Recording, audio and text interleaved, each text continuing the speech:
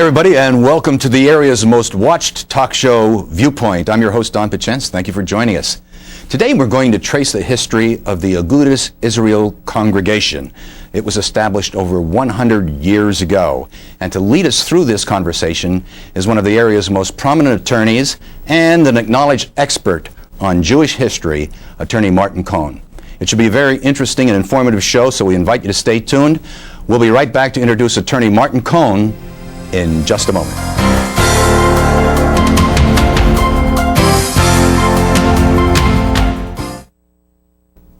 And welcome back to Viewpoint. It's a pleasure to introduce an old friend, first time on Viewpoint, Attorney Martin Cohn. Marty, welcome to Viewpoint. It's great to have you here. Thank you. It's great to be here. Marty, any history of the synagogue has to start with Jewish immigration into this community. Would you tell us when the Jewish people started to come to the greater Hazleton area, and why in the world did they choose Hazleton? I've been asked that question many times, as recently as this weekend in Chicago.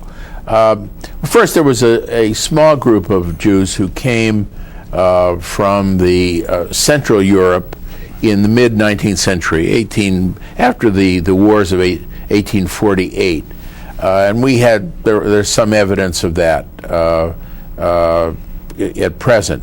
However, the largest immigration that came to Hazleton was the immigration which started basically in the 1880s,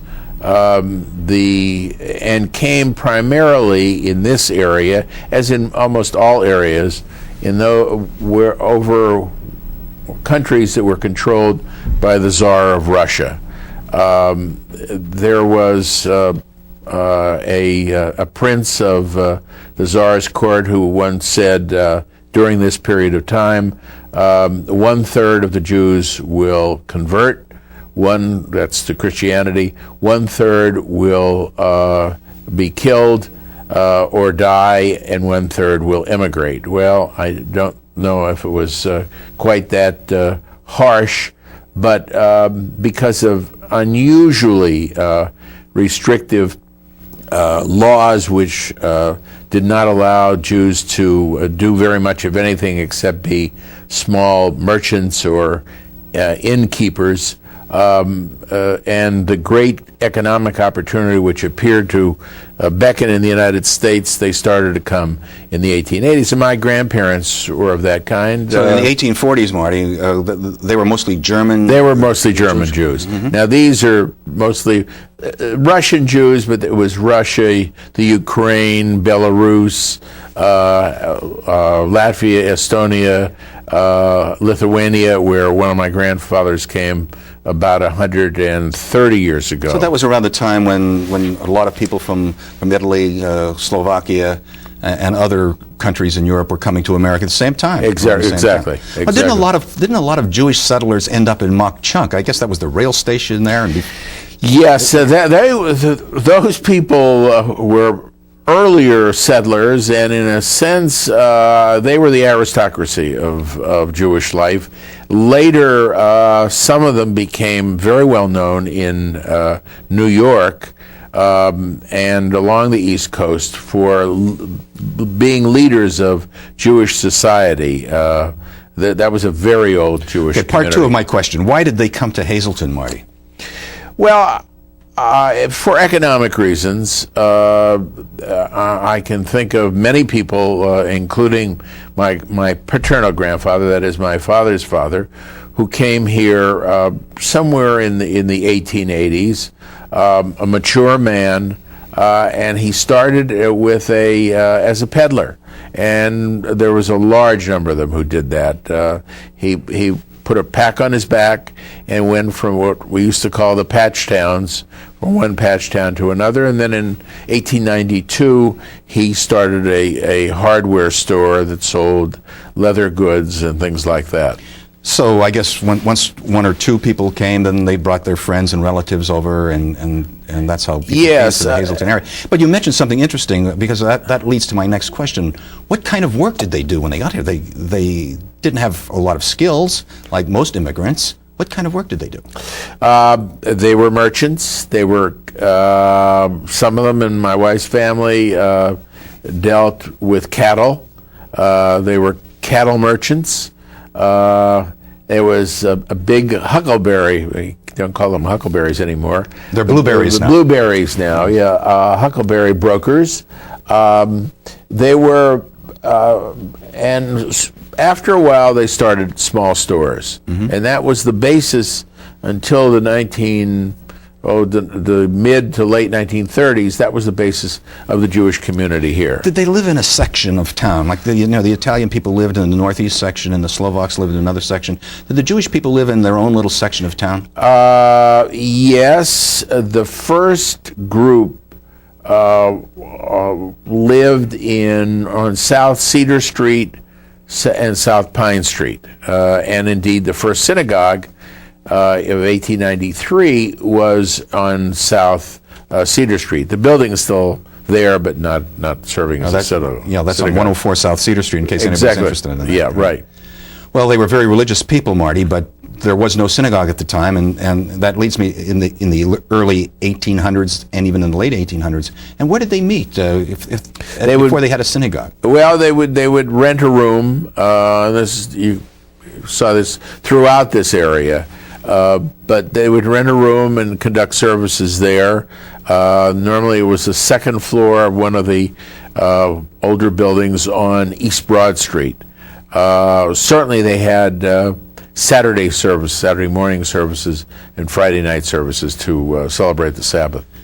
In the book that you gave me to read by Jeanette Miller, which is very interesting, and I recommend that to anybody who's interested in Jewish history in this community, she said that the very first synagogue, well, I guess the synagogue was established without a permanent building, but it was in the home of somebody by the name of Louis Rosenbaum in 1898. So we're talking 109 years That's correct. Of Jewish history. Right.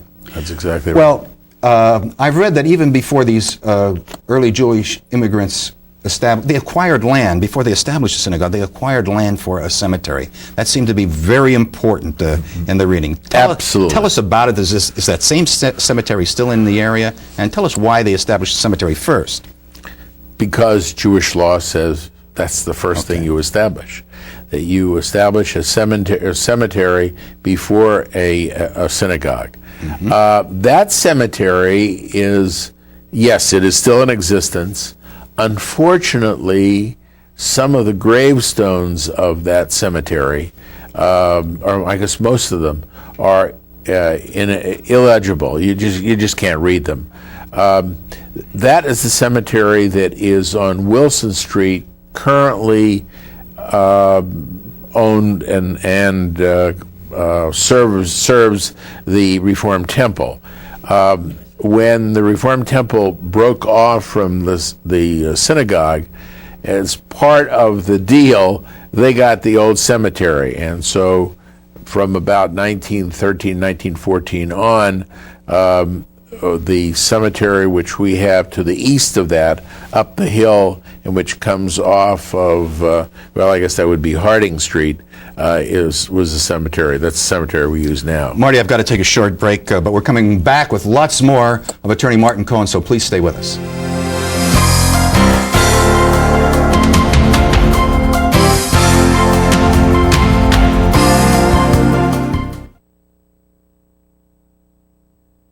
And welcome back. We're talking with Attorney Martin Cohn about the history of the Agudas Israel congregation in Hazleton. Marty, before we go on, I think it's important that we define some terms: Orthodox, Conservative, and Reformed Judaism. All right, let me be brief. Orthodox Judaism is the smallest in the United States of the three streams. It believes in the actual, that the Bible was dictated by God and inscribed by Moses, and believes in the strict application of Jewish law.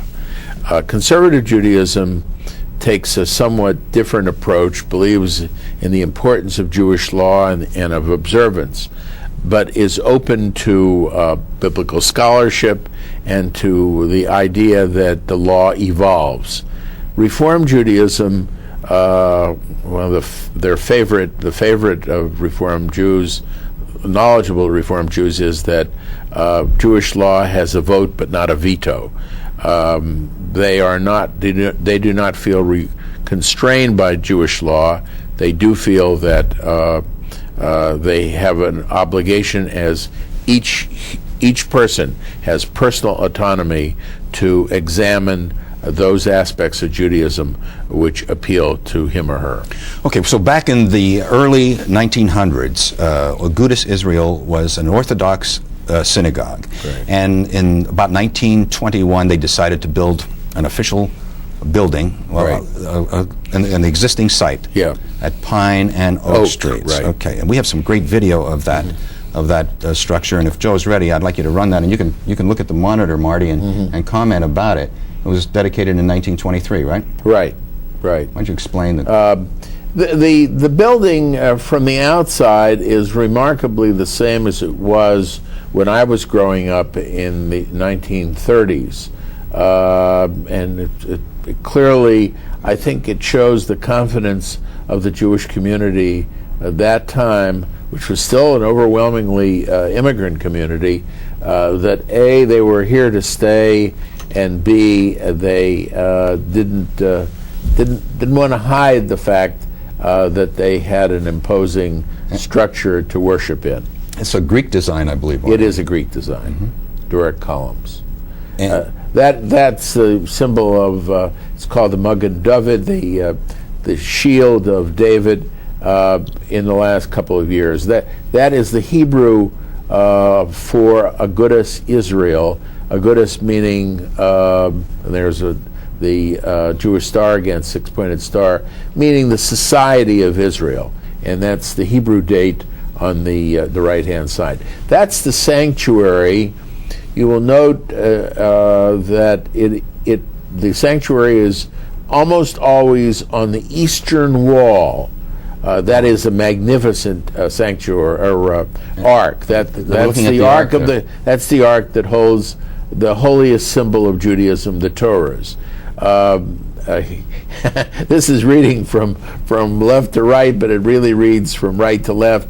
And the Hebrew is open your gates to our prayers. And how many people can be seated in this sanctuary, Marty? About 550, 600. Wow.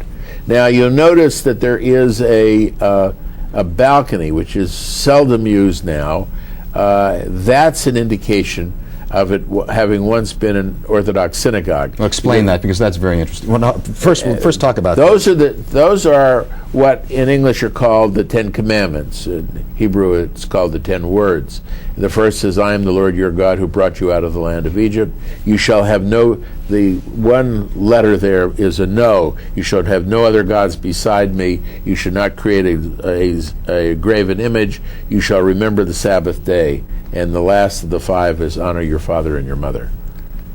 That's an extraordinary. Is that made out of solid oak? That's solid oak, and I don't know its provenance. I don't know where it came from, but I have never seen, and I've been in Italy, I've been in Israel, I've been all throughout the United States, and I've never seen anything quite like it. People are so terribly impressed with it. I don't know who the artisan was. Okay, now this is on the lower level? Yeah, this is the lower level, and the Cohn Chapel is named in memory of my parents, the parents of my brother Jerry and my sister Marilyn Bergstein. Here is where we have services twice a day during the week. The upstairs sanctuary is generally only used on the Saturday morning service, which is a longer service, some 2.5, 3 hours, and for the holidays. That's the ark. Again, it faces east. The symbol of east being that it faces Israel. You note the stained glass windows, which were designed by one Randy Pachentz. That too, I think, is very pretty. That's the conception of this was my wife Elsie's. That's the one on the right are 2 shofars, which are ram's horns, which are blown on the high holidays. The crown is the Hebrew is keter. It's the crown of the Ten Commandments right below it. This commemorates the most important day of the year. It is the Sabbath, and it happens every 7 days. Marty, you mentioned services 2 times a day. Explain this, please, and then we talk about it. This is a memorial tree.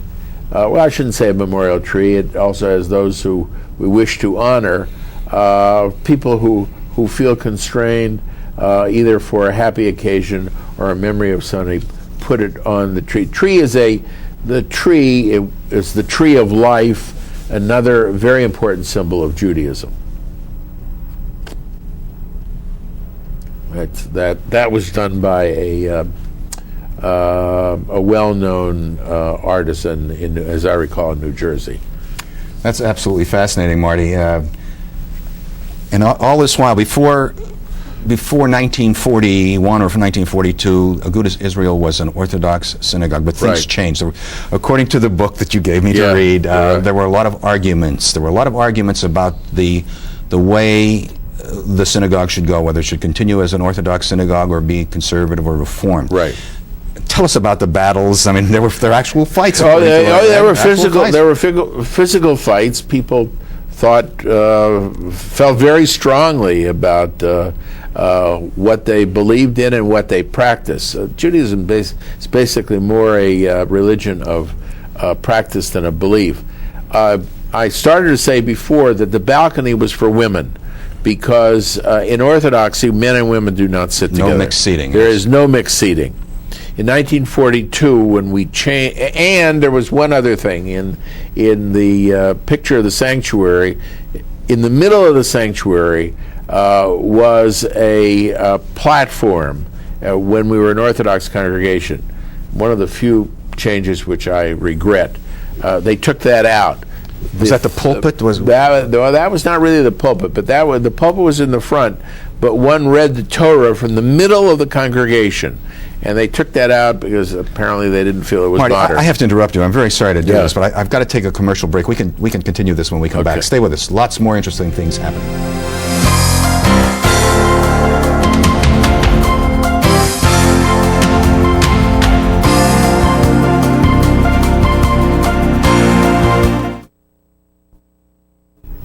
And welcome back. My guest today is attorney Martin Cohn. Marty, we talked about fights, arguments all the time. In 1906, something dramatic happened. Tell our viewers about it.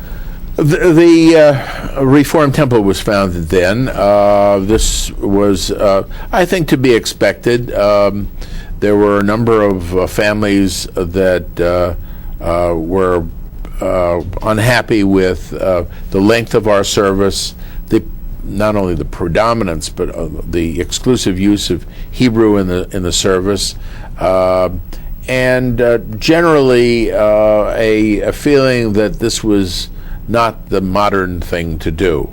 And they created their own congregation, which has survived to this day, and the relationship between the two congregations and their congregants, I think, is a good one. And it's important to note that in 1942, the synagogue changed from Orthodox to conservative, which basically changed. There are differences in the liturgy, but more important, there was mixed seating.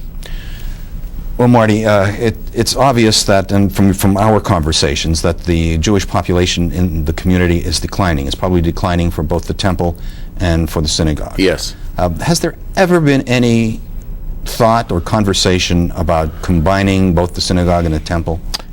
There have been, I'm going to answer it in this way.